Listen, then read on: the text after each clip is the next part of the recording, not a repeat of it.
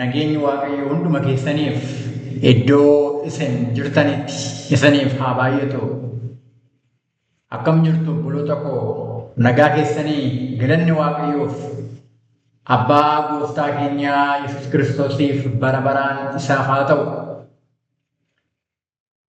Akkuma kanaan dura ilaalaa turre har'allee qorannaa macaafa qulqulluu keenyaa waa'ee mana qulqullummaa kutaa itti aanu kan walii ilaallu ta'u. Kanaaf gara sanatti utuu seenin fuuldura fuula Waaqayyoon duratti dhiyaannee haaluma nuuf mijateen Waaqayyoon kadhannee sana booda jalqabnaa hin kadhannaa.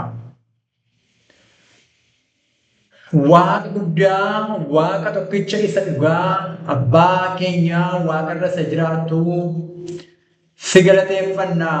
Jaalala kee isa guddaadhaaf isa dinqisiisaa sammuun uumama kamiyyuu bira ga'uu hin dandeenyeef ilma kee tokkicha Yesuus Kiristoosiin waan nuuf laatteef, karaa ilma kee ofitti waan nu qabdeef jireenya bara baraa akka argannuuf qulqulluu koo karaa addaa aarsaa nuuf kaffalteef si galateeffannaa. Kun yoomiyyuu nurraa badu, kun yoomiyyuu nu keessaa badu seenaan fannoo. Galanni fi ulfinni guddaan maqaa tokkicha ilma kee Yesuusiin bara baraan siif haa ta'u. Yeroo kanas immoo cubbuu keenya nuuf dhiisi, nutti araarami. Dubbii nuuf qabdu ati nu barsiisi. Dubbii nuuf qabdu ati qulqulluu koo karaa addaa ittiin nu leenjisi, gara keetti ati nu guddisi. Gara tokkummaa ilma keetti akka dhufnuuf ammallee qulqulluu koo adaraa ilma keessa buddeen jireenyaa ta'e nullee of keessaa qabaachuudhaan siinis ilma keessa biyya lafaatti mul'isuu akka dandeenyuuf barnoonni kun akka nu jijjiiruuf hafuura kee ati nuuf ergi. Yeroo keenyaaf hundumaa irratti waan hundumaatti ulfinni kee nuuf haa ta'u maqaa tokkicha ilma keessa jedhi Abbaa. Ameen. Tole, Waaqayyoon guddaa gaarii goonee galateeffanna. Galanni Abbaa keenya isa Waaqarraatiif bara baraan isaaf haa ta'u. Kutaa darbe qorannaa keenyaa keessatti kan waliin ilaallee turre waa'ee dagaleewwan mana qulqullummaa fi golgaa kutaa qulqullootaa gargar hiruu fi yookiin gargar baasuu fi balbala godoo mana qulqullummaa ilaallee turre. Warra dhaggeeffattan akka ittiin eebbifamtan akkuma gochuudha. An baay'ee itti eebbifame, baay'ee illee itti eebbifame waa'ee dhugaa qulqullummaa kanaati. Akka isin ittiin eebbifamtan abdii guddaa qaba. Warri dhaggeeffatan immoo akka isin dhaggeeffattan afeerraa isiniif godhan malee. Har'a immoo kan waliin ilaallu amma mana qulqullummaa jalqabnee irra waan ta'eef yeroo jedhu maalirraa akka hojjetamee maal akka qabu ilaalaa ture darbe. Amma immoo keessa mana qulqullummaa keessatti yookiin mana qulqullummaa sana keessatti wantoota argaman ilaalla. Kanaaf kutaawwan lamaan mana qulqullummaa kan jedhu wal ilaalla har'a. Kutaawwan lamaan mana qulqullummaa akka jechuun manni qulqullummaa kutaa lama qaba. Namoonni yeroo baay'ee oobdii yookiin iddoo aarsaa ala jechuudha. Iddoo aarsaa qalma gubamuu sanatti dabalanii kutaa sadii jiru namoonni. Inni oobdiidha. Manni qulqullummaa garuu kutaa lama qaba. Kutaan tokkoffaan kutaa qulqulluudha. Kutaan lammaffaan kutaa qulqullootaadha. Kanaaf ijaarsi kun golgaadhaan akkuma irra biraallee golgaa kutaa qulqulluu fi kutaa qulqullootaa gargar hiruun yookiin gargar qooduun bakka lamatti ba'e jechuudha. Kanaaf kutaa lama qaba manni qulqullummaa. Kutaa qulqulluu fi kutaa qulqullootaa jechuudha. Tole. Akkas jedha seera mana boqonnaa 26 lakkoofsa 23 irratti waan kana midhannee dubbifna. Akkas jedha. Ati golgaa sana hokkoowwan jalaan hin dirta. Saanduqa kakuu sana immoo gara golgaa kana keessatti hin fidda. Golgaan sun immoo iddoo isa qulqullaadhaaf isa hundumaarra qulqullaa'aa gidduutti gargar isiniif iniraa jedha. Golgaan sun inni akkuma irra biraan jechuudha. Kutaa qulqulluu fi kutaa qulqullootaa gargar isiniif hinira jedha Waaqayyo. Kutaa qulqullootaa keessatti biroo qabutu argama. Kutaa itti ilaallasa. Garuu wanti irratti xiyyeeffachuu barbaade maalidha? Kutaa lamatu jira. Innis golgaadhaan bakka lamatti ba'ee jira jechuudha. Har'a garuu kan ilaallu kan jalqabnu jechuudha. Kutaa qulqulluu keessatti wanti argaman iyyuu ilaallee xumurru har'a waan tokko ilaalla. Yoo yeroo qabaanne immoo tuunnee ilaaluu hin dhiibne. Yeroo qabnu taanaan garuu har'a waan tokko ilaalla. Kanaaf kutaa qulqulluu keessatti wantoota argaman ilaalla jechuudha. Ilaaluu jalqabna jechuudha. Ammallee kan isaatti darbin Ibroota boqonnaa 9 lakkoofsa 2 irratti akkas jedha. Godoo qopheeffamee ture. Godicha keessaa kutaan gara balbalaa iddoo qulqulluu jedhama ture. Isa keessa baattuu ibsaa tokko gabatee buddeen ilaalchaa isa waaqa irratti dhiyaatu sana baatu buddeenichaa wajjin hin kaa'u jedha. Amma gabaabinaan lakkoofsa 3 irratti itti dandeessu. Kutaa qulqulluu keessatti waa meeqatu argama? Waa sadiitu argama. Isaanis tokko gabatee buddeen ilaalchaadha. 2 baattuu ibsaadha. 3 iddoo aarsaa ixaanaadha. Kana sanattu argama. Amma warra kanneen tokko tokkoon ilaaluu jalqabna. Kutaa qulqulluu keessatti wantoota sadiitu argama jedhee dubbadheera. Wantoonni kutaa qulqulluu kana keessatti argaman akkuma kanaan dura dubbanne jechuudha. Warqeedhaan kan uwwifamanidha. Wanti mana qulqullummaa keessatti argamuu fi manni qulqullummaa irraa ijaarame yookiin hojjetame warqeen kan itti uwwifamedha. Kun immoo maal agarsiisa? Ulfina waaqummaa Kiristoosiin akka agarsiisu yeroo biraallee ture. Kana isa bal'inaan kan irraa waan ta'eef maaliif maalirraa tolfame? Warqeen maaliif itti uwwifame waan jedhu isin keessa deebi'aatii qorannaa keenya kutaawwan darbanii ilaalaa. Garuu maal agarsiisuufi ulfina waaqummaa kan Kiristoos akkuma kana immoo kan warroota isatti amananii fayyina argatan ulfina isaa irraa hirmaachuu isaanii karaa fuula isaatiin dhanna waaqummaa irraa hirmaatanii warra cubbumaan jechuudha. Kana agarsiisuudhaaf.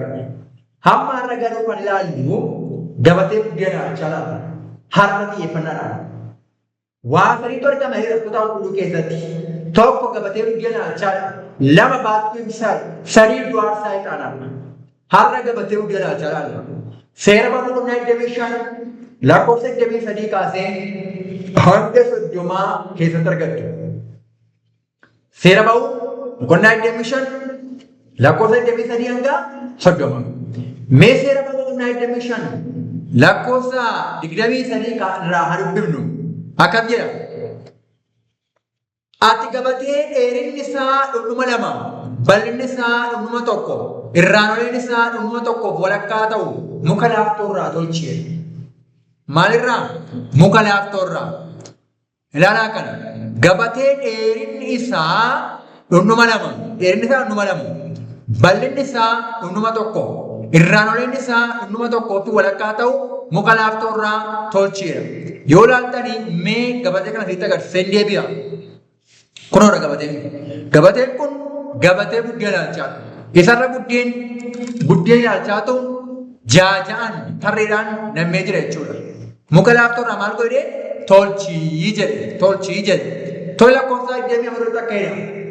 Warqee qullaa tuffisi naannoo isaattis warqee marii jedhe. Warqee qullaa tuffisi naannoo isaattis warqee marii. Muka laaftoo irraa tolchi warqee tuffisi. Namummaan Kiristoosii fi divine nature fi human nature jechuudha. Dhanna waaqummaa fi namummaa Kiristoos jechuudha. Glorification of Jesus Christ. Kiristoos gara ulfina isaatti deebi'u jechuudha. Gaangoo waan kan ilaalleera sirriitti waan ta'eef qorannaawwan keenya darban keessatti irra deebitanii ilaaluu dandeessu. Warqee marii jedhama. Lakkoofsa 30 irraa yeroo dubbifnu akkas jedha. Buddeen ilaalchaas yeroo hundumaa ani dura gabaticharra maal godhi? Kaayye. Buddeen ilaalchaas yeroo hundumaa ani dura gabaticharra maal godhi? Kaayye. Akka asirratti agarru jechuudha. Yeroo hundaa buddeen ilaalchaa gabaticharra kan inni ta'u. Okay. Baay'ee gaarii. Amma gabateen bukkee ilaalcha iddoo qulqulluu kutaa qulqulluu keessaa kutaa qulqullootaa miti. Kutaa tokkoffaa yookiin kutaa qulqulluu keessaa karaa kaabaa yookiin gara bitaa godoo qulqullaa'aa kaa'amee ture. Karaa harka bitaa jechuudha. Kanaaf macaafa qulqulluu waa'ee kanaa irratti akkas jedha. Museen gabaticha karaa gara bitaa godoo sanaatiin golgaa duubaan dunkaana itti wal ga'an sana keessa dhaabe. Karaa maalii? Karaa gara bitaa yookiin karaa kaabaa jechuudha jechuun. Karaa kaabaa jechuudha. Achi maal godhe? Achi dhaabee jedhe. Lakkoofsa 23 irratti akkas jedha. 23. Achirras akka Waaqayyo isaa abboometti fuula Waaqayyoo duraa buddeena naqee jedha. Fuula Waaqayyoo duraa buddeena naqee jedha. Tole gabateen buddeena alchaa kun kan inni hojjetame konkolaattoo irraa warqeen tufifamee hojjetame. Safara isaa ofii keessa ibsadee tokko barbaadan. Gabatichi maaliif fayyada? Buddeen 12tu jaaja'an kaa'ama. Jaaja'an buddeen 12tu kaa'ama. Tole bakka lamatti bahee jechuudha. Seera Lewwotaa 24 lakkoofsa 5 irratti akkas jedha. Ati daakuu fuudhiitti bixxillee tokkoon isaa harka qomna dheefaa tokko keessaa harka lamaan tolfamu 12 tolchi. Isas gabatee warqee qullaa irraa hojjetame irratti tarree lamaan jaaja'an toora galchitee fuula koo dura maal goota jedha? In keessaa jedha. Fuula koo dura jaaja'an in keessa. Buddeen 12 tolfamee jaaja'an ta'amu jechuudha. Jaaja'an bakka lamatti bahee jechuudha. 12 suni gosa ijoollee Israa'el 12 bakka bu'aa. Jaaja'an maaliif bakka lamatti bahee garuu? Maaliif bakka lamatti bahee? Bakka lamatti waan inni baheef ittan dhufa. Akkeedha wangeelaa Yohaannis 6 lakkoofsa 35 irratti buddeenni jireenyaa kun eenyuun akka ta'e agarsiisa. Yommuu Yesuus ana buddeenni jireenyaa gara koo kan dhufu hin beela'u kan anatti amanus matumaa hin dheebotu jedhe. Kanaaf buddeenni sun eenyuun maal agarsiisa? Kiristoos buddeen jireenyaa ta'uusaa agarsiisa. Buddeen jireenya kennu ta'uusaati. Macaafa Qulqulluudhaanii ergaa Yohaannis 5 lakkoofsa 11 kaasee achi fakkaata. Yoo dubbiftan maal jedha? Waaqayyo jireenya bara baraa nuuf kenneera. Waaqayyo jireenya bara baraa nuuf kenne. Jireenyi kunis eenyu keessatti argame? Ilma isaa keessatti argamaa jira. Ilma isaa keessatti argama. Ilmicha kan qabu jireenya qaba. Ilmicha kan hin qabne immoo jireenya hin qabu. Namni ilma Waaqayyoo of keessaa qabu jireenya kana qaba. Kanaaf jireenyi bara baraa eenyu biraa argamu? Abbaaf ilma biraa argamu. Akkeenya Kiristoos wangeelaa Yohaannis 7 lakkoofsa 3 irratti si Waaqayyoo isa tokkichi jedhe. Waaqayyoo abbaa jechuudha. Abbaa isaa jechuudha. Akkuma kana immoo Yesuus Kiristoosiin isa ati ergites beekuu isaanii jireenya bara baraati jedhe. Jireenyi bara baraa abbaaf ilma beekuudhaan argama. Waan tokkichi eenyu akka ta'e abbaa akka ta'e. Yesuus Kiristoos immoo ilma abbaa akka ta'e, ilma Waaqayyoo abbaa akka ta'e beekuudhaan Waaqayyoo abbaan ilma tokkicha qabu akka nuuf kenne beeknee amanuudhaan jireenya bara baraa arganna. Kanaaf Waaqayyoo jireenya bara baraa nuuf kenne. Eenyuun Waaqayyoo abbaan jireenya bara baraa nuuf kenne. Jireenyi kun eenyu keessa jira? Ilma isaa keessa jira. Kanaaf buddeenni jireenyaa abbaaf ilma agarsiisa. Bakka lamatti tarreedhaan bahee jiraachuun isaayyuu bakka lamatti. Maaliif afuriin iddoo sadiitti hin baane? Maaliif? Yoo jireenyi kan irraa argamu waaqummaa keessaa jireenyi kan irraa argamu kan beekuun jireenya bara baraa ta'e qaama sadii yoo ta'e yoo qaama sadii beekuudhaan jireenya bara baraa arganna yoo ta'e iddoo sadiitti afuriin baay'ee sadii qola waan ta'eef. Buddeenni ilaalchaa kun afur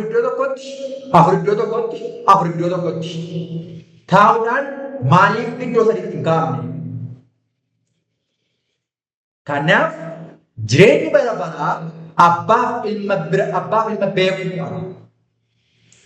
Abbaan ilma biraa waan argamu yookiin abbaan karaa ilma isaa waan nuuf kenneef buddeenni ilaalchaa kun bakka lamatti qoodamee walqixa ta'e kaa'amee jireen hubadha. Waan namni buddeen jechuun immoo waan tokkodha. Buddeen ilaalchaa ja'aan gar tokko midhaan ta'e biraarraa hojjetame inni kan biraan immoo waan biraarraa hojjetame. Lamaan isaayyuu waan tokkorraa hojjetame. Abbaaf ilmi sabistanni tokkodha. Abbaaf ilmi waan qaama garaagaraa lammiiti. Abbaan ilma jechuun abbaaf ilma jechuudha. Abbaan dhuguma abbaadha, ilmi dhuguma ilma. Kiristoos ilma abbaati. Sabistansii yookiin maalummaa eenyummaa dhala jechuudha. Kan abbaa isaatii qaba. Sababni isaa abbaa isaa keessaa waan ba'eef. Ilma Waaqa tokkicha fida abbaa wajjin walqixa taasifame. Ilma abbaa isaa keessaa ba'e jechuudha. Malee qaamni garaagaraa waaqa walqixa ta'anii lama ta'anii jiraatan jechuun kan miti. Kanaaf Kiristoos buddeen jireenyaa. Waaqayyo abbaan karaa ilma isaa Yesuus Kiristoosiin jireenya nuuf kenna. Ilma isaa kana kan qabu jireenya kana qaba. Buddeenni jireenyaa kun Kiristoos buddeen jireenyaa ta'uu isaa agarsiisa. Yookiin immoo karaa gooftaa Yesuus Kiristoosiin waaqayyo abbaan illee jireenya waan nuuf kenneef karaa ilma isaa abbaan illee madda jireenya barbaada. Waan hundumtuu isa biraa nuuf dhufe. Lakkoofsa boqonnaa jaha lakkoofsa 48 irraas yeroo dubbifnu akkas jedha. Nan dubbisa. 48. Ana buddeenni jireenyaa dha Kiristoos. Ana buddeenni jireenyaa. Lakkoofsa 21 irratti. Ani buddeenicha jiraataa isa waaqarraa gadi bu'eedha. Eenyullee buddeena kanatti yoo nyaate bara baraan hin jiraata. Buddeenni ani biyya lafaatiif jireenya fiduudhaaf kennus foon kooti isaaniin jedheedha. Kiristoosin nyaachuudha dubbiin guddaan. Foon koo kan nyaatu dhiiga koo kan dhugu jireenya bara baraa qaba. Maal jechuudha kun? Har'a nama baay'eetti kan gaaffii ta'u qaba. Bartootatti iyyuu gaaffii guddaa ta'e kun yeroo sana. Maal jechuudha? Sanarratti kan Kiristoos. Isinis deemuu barbaaddu warri torbaatamaa kanarratti akka isaan Kiristoos irraa galagalan booda deebi'an. Isinis adeemuu barbaaddu bartootaatiin. Har'alli nama baay'eedhaaf kun waan baay'ee ulfaataadha. Yoo isaan namaaf hin galle. Gaafa namaaf gale garuu nagaan boqonnaan achi keessatti argama boloota koo. Kiristoos garuu callisee hin dhiibne. Hiikaa isaatti beeka. Lakkoofsa 63 irratti akkas jedhe. Hafuurri jiraachisaa foolumaan dhimma hin baasu. Dubbiin ani sitti dubbadhe kun hafuura jireenyas jedhedha. Galanni Waaqayyoof haa ta'u. Foon isaa isa yeroo sana namummaa foonii fudhatee kutee kenneef iyyuu homaa dhimma hin baasu. Homaa waa hin baasu. Inni kan jedhaa jiru dubbiin ani dubbadhu maal jedhe? Hafuura jireenyas ittiin jedhe. Kanaaf amma Kiristoos buddeen jireenyaadha jechuun isarraa nyaachuu qabna jechuun dubbii isaa nyaachuu qabna jechuudha yeroo hundaa. Dubbii isaa nyaachuu qabna. Sababni isaa maaliif? Dubbiin kun hafuura, dubbiin kun jireenya waan ta'eef. Baay'ee gaarii. Amma buddeenni kun bakka lamatti jaajaan bakka lamatti kaa'ame. Buddeenni kun Yesuus Kiristoos buddeen jireenyaa ta'uu isaati. Akkamitti moota nyaanna? Dubbii isaa itti amanuudhaan. Yeeyyii akkuma jettidha jennee eenyuun jijjiiramu, inni amanamaa ta'e fayyada. Phaawulosi Xiimotewosiin ergaa Xiimotewoosaa lammaffaa boqonnaa 2 lakkoofsa 8 yoo ni amanamuudhaaf aanayyuu inni amanamaa ta'e fayyada. Inni jijjiiramuudha galanni isaa haa ta'u. Inni jijjiiramu. Kanaaf maal gochuu qabna? Isa amanuu qabna. Dubbii isaa nyaachuudhaan yeroo hundaa dubbachuudhaan dubbii isaa kanatti amanuudhaan hafuura isaa fudhachuu qabna. Karaa dubbii isaatii hafuura isaatiin guutamuu qabna yeroo hundaa. Akkasittiin hafuura isaa hirmaachuudhaan hirmaatu qabna waaqummaa ta'an. Kanaaf abbaa filmii Waaqayyo abbaan dubbii kana ilma isaatti kenne ilmi isaa immoo maal godhe? Dhufee nu barsiise. Kanaaf Kiristoos maal jedhe? Dubbiin ani dubbadhu kan ofii kootii miti. Kan inni jedhe kan abbicha isa ani ergee jedhe dubbate. Dubbiin Kiristoos dubbate, dubbiin jireenya bara baraa kun kan Waaqayyo abbaadha. Waaqayyo abbaatu ilma isaa kenne, ilmi isaa immoo gaafa foon uffate sana bartoota isaatti himee bartoota isaa barsiisee hafuura qulqulluudhaan isaan guutee isaan dibee hafuura ofii isaatiin irratti dhangalaasee akka isaan barreessan. Kanaaf dubbiin jireenya baraa kun abbaaf ilma bira. Waaqayyo abbaarraa karaa ilma isaa nu bira ga'a jechuudha. Karaa ilma isaa nu bira ga'a. Abbaaf ilmi burqaan jireenyaa kan biraa ba'u jechuudha. Akkuma nagaan, araarri, ayyaanni Waaqayyo abbaa biraa, Yesus Kiristoos ilma abbaa biraas isiniif haa ta'u akkuma jedheeru. Kanaaf obboloota koo buddeenni jireenyaa Kiristoos buddeen jireenyaa ta'uu isaa agarsiisa. Kun maal caallimee akkasumatti kan odeessu miti. Kiristoos jireenya keenya kenna jedhanii mariisu namoonni akka jechuun miti. Kana qofa jechuun miti. Jireenya kenna. Kanarra kan caalu, kanarra kan bal'atu garuu maalidhaa? Dubbii isaa yeroo hundaa dubbisuudhaan, yeroo hundaa qo'achuudhaan, dubbii isaa kanaan hafuuraan guutamaa, jireenyaan shaakalaa, hafuura isaatiin guutamaa, gara tokkummaa ilma Waaqayyooti, gara tokkummaa Kiristoositti dhufuudhaan isatti guddachuu jechuudha. Amala Kiristoosiin qabaachuu jechuudha. Dubbii isaa dhaga'uudhaan, dubbii isaa fudhachuudhaan, yeroo hundaa gara inni deemu isa duukaa deemuudhaan, barsiisa kan biraa osoo hin taane, barsiisa Kiristoosiin hordofuudhaan, isa harkaa nyaachuudhaan, sagalee isaa beekuudhaan yeroo hundaa Kiristoositti guddachuu jechuudha. Wangeela Maatiyoos boqonnaa 4 lakkoofsa 4 irratti akkas jedha Kiristoos. Wangeela Maatiyoos boqonnaa 4 lakkoofsa 4 irratti. Yesuus garuu deebisee caafata qulqullaa'aa keessatti namni nyaata duwwaadhaan hin jiraatu dubbii afaan Waaqayyoo keessaa ba'u hundumaan malee kan jedhu caafameera jedheedha. Gaafa seexanni isa qore. Kiristoos gaafa beelee guyyaa 40 soomee beelee gaafa sana ilma Waaqayyoo yoo taate dhagaan kun buddeena haa ta'u maal godhe? Abboomennaan barreeffameera yookiin caafameera. Namni maal duwwaan jedhu ture? Namni nyaata duwwaadhaan hin jiraatu. Yookiin buddeena duwwaan jiraatu. Dubbii afaan Waaqayyoo keessaa ba'u hundumaan malee jedhee itti dubbata. Kanaaf foonni keenya akkuma nyaata ciree ganama nyaannee guyyaa laaqana nyaannee galgala irbaata nyaannu akkuma kana hafuurri keenyas waanuma inni gara isaatti geessinudha. Gurra keenyaan maal dhaggeeffanna? Gurra keenyaan hafuura keenya maal sooraa irraa karaa gurra keenyaa kan galu. Ija keenyaan wanti nu ilaalu wanti nu dubbifnu hafuura keenya maal sooraa jira? Waan murteessaadha. Wanti gurra keenya galu sagalee Waaqayyoodha yoo ta'e hafuurri keenya gabbataa jira. Wanti nu dubbifnu sagalee Waaqayyoo macaafa qulqulluu dubbii Waaqayyoo yoo ta'e hafuurri keenya gabbataa jira. Hafuurri keenya hafuura Waaqaa wajjin yeroo hundaa walii galaa deema. Amala Yesuus Kiristoosiin shaakalaa deemna jechuudha jechuun. Kanaaf boota. Dubbiin kun dubbii murteessaadha. Ermiyaas boqonnaa 15 lakkoofsa 16 irratti akkas jedha. Yaa Waaqayyoo gooftaa maccaa ani kan keetiyoo dubbii kee yommuu argadhe akka nama buddeena nyaatutti isa nan nyaadhe innis garaa koo gammachuu fi qannoodhaan hin guute jedha.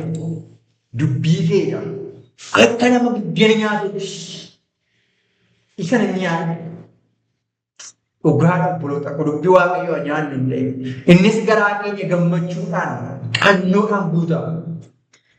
Kan nama buloota kun harka ilaallee maalidhaa gabatee buddeena alchaa fi buddeena alchaa. Buddeena alchaa kun maal akka ta'e ilaallee callisee ma waan qaamatti. Buddeen alchaa kun namoonni har'a bara keenyatti immoo tajaajilli mana qulqullummaa lafarraa yoo jiran illee yeroo Kiristoos mana qulqullummaa samii keessa jirutti nu irraa argachuu qabna. Dubbii isaa nyaachuu qabna. Dubbii isaa qo'achuu qabna. Dubbii isaatiin fedha isaa shaakaluu qabna. Amala isaa shaakaluu qabna jechuudha. Kutaa tajaajila mana qulqullummaa guyyaa guyyaanii yeroo ilaallu bal'ifnee yoo fedha waaqayyoo ta'e kan ilaallu ta'a dhimma tajaajila qulqullummaa ta'uu qabate jechuudha. Harratti garuu wanti ilaallee wanti kutaa qulqulluu keessatti argamu maal fa'i jennee isaan keessaa tokko ilaalleerra. Innis gabatee buddeena alchaa. Gabatee buddeena alchaa irraa buddeena alchaatu qaama. Buddeena alchaa kun qodamadhaan bakka lamatti ba'eeti. Maal akka ta'e ilaalleerra. Kanaaf dubbii waaqayyoo akka nu nyaannu. Barsiisa Kiristoosiin akka nu nyaannu. Barsiisa Kiristoosiin qabaannee abbaaf ilma akka qabaannu. Dubbii murteessaan kana. Namni barsiisa Kiristoosiin qabu abbaaf ilma qaba. Ergaa Yohaannis irraa boqonnaa lama. Ergaa Yohaannis lammaffaa boqonnaa tokko lakkoofsa gadatti. Akeechuun namni dubbii kana nyaatu abbaaf ilma qaba jechuudha. Akeechuun maal jechuudha?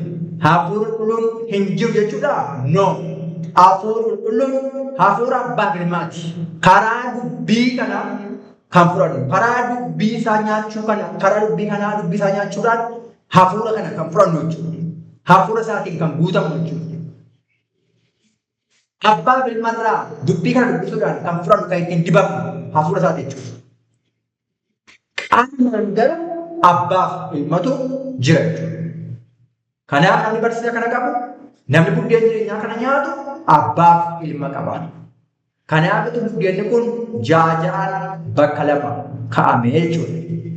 Waaqa dubbii dhageenyi nuuf haa eebbisu. Sagalee waaqayyoo yeroo hundumaa dubbifachuudhaan, yeroo hundumaa barachuudhaan.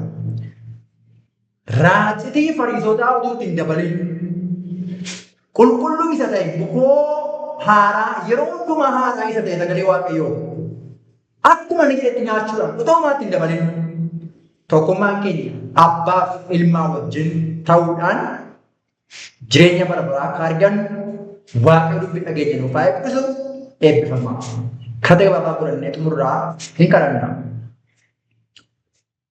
Yaa ifa waaqa irra jiraatu, waaqa abboota keenyaa, waaqa tokkicha isa dhugaa, ilma kee tokkicha Yesuus Kiristoosiin waan nu laatteef, karaa ilma kee jireenya akka argannu waan gooteef, maqaa ilma kee Yesuusiin bara baraan galanneef ulfinni guddaan siif haa ta'u. Adaraa sin kadhadhaa. Sitti akka addabaani ati nu gargaari. Hafuura keetiin nu qajeelchi, nu geggeessi, nu guuti. Dubbiin kee nu keessa jiraatee hamaaf gaarii adda baafnee daandii ilma kee irra deemnee jireenya bara baraa akka argannu nu gargaari. Waan hundaatu fedhi kee nuuf haa ta'u. Maqaa ilma kee Yesuusiif jedhi yaa qulqulluu Abbaa.